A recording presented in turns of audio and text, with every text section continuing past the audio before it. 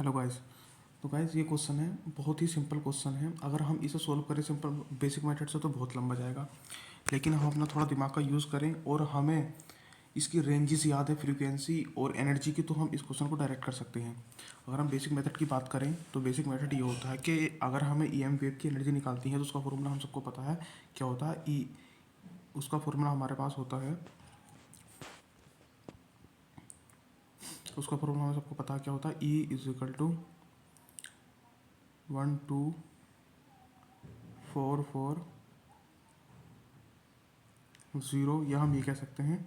अगर हम ये नहीं कहते तो हम इस वाले फॉर्मूले को ऐसा भी लिख सकते हैं।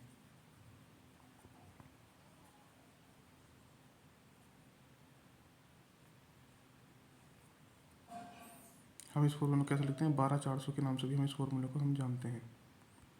12400 अपॉन वेवलेंथ। अब वेवलेंथ जो हमारी होती है वो किस में होती है, एंगस्ट्रॉम में होती है। और जो एनर्जी हमारी किस में आएगी, इलेक्ट्रॉन वोल्ट में आएगी। तो यहाँ से हम जो है एनर्जी निकाल सकते हैं और उसकी रेंज बता सकते हैं। उसके हिसाब से हम बता सकते हैं कि कौन सी रीजन में यह लाई करेगी। लेकिन हम इस क्वेश्चन को डायरेक्ट ऐसे कर सकते हैं, अगर हम ये जानते हैं कि जो है तुम्हारी जितनी की रेंज याद है इनकी सबकी, ultraviolet region, visible range, X ray range, gamma rays की, अगर हमें रीजन याद है, रीजन की जो है हमें रेंज अगर याद है तो हम डायरेक्ट इस क्वेश्चन को कर सकते हैं। जैसे ऑर्डर का हमें पता है, हम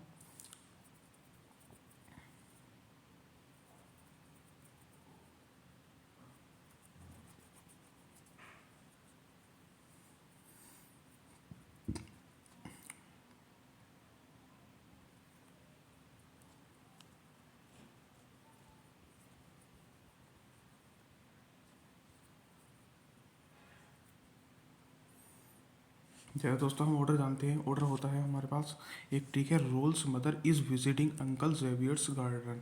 जैसे rolls mother is visiting uncle Xavier garden. अब हमें EM वेव में अगर हम एनर्जी का जो है रेंज अगर हम लिखनी तो कैसे हम डिफाइन करते हैं। जैसे रोल्स मदर है तो हमें जो है रेफरेंस ही लेकर चलना है कि हमें इसका तो हमें याद ही करना है। जो एक्स रेज जो होती है वो किलो इलेक्ट्रॉन वोल्ट में होती है। एक्सरे जो है किस में होती है, किलो इलेक्ट्रॉन वोल्ट में होती है। अब इसके आगे को और इसके पीछे को 10⁻³ से कम होगा, 10⁻³ से इंक्रीज होगा। अगर हम जैसे इसकी बात करें 10⁻³ किलो वोल्ट किस में बन जाएगा, मेगा वोल्ट में मेगा इलेक्ट्रॉन वोल्ट में कन्वर्ट हो जाएगा ये। हम गामा रेज की अगर हम बात करें, अगर हम इसके पीछे को चलते हैं तो ये तुम्हारे किस में कन्वर्ट हो जाएगा, किलो। अगर हम अल्ट्रावायलेट रीजन की अगर हम बात करते हैं तो वो 10⁻³ से कम हो जाएगा। तो मतलब किलो इलेक्ट्रॉन वोल्ट में तो किस में हो जाएगा, इलेक्ट्रॉन वोल्ट में कम हो जाएगा।